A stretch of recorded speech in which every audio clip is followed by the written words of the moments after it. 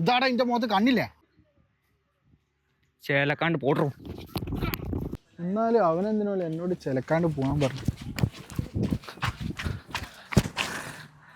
അവനെന്താ എന്നോട് പറഞ്ഞേ? ചിലക്കാണ്ട് പോടാ അവിടെ നിന്ന്. എന്നോട് ചിലക്കാണ്ട് പോടാന്ന. ഇപ്പം സമയമില്ല, നിന്നെ ഞാൻ പിന്നെ എടുത്തോളാം. എടാ പന്നി, നീ പിന്നെയും വന്നോ? ഓടെ തെണ്ടി.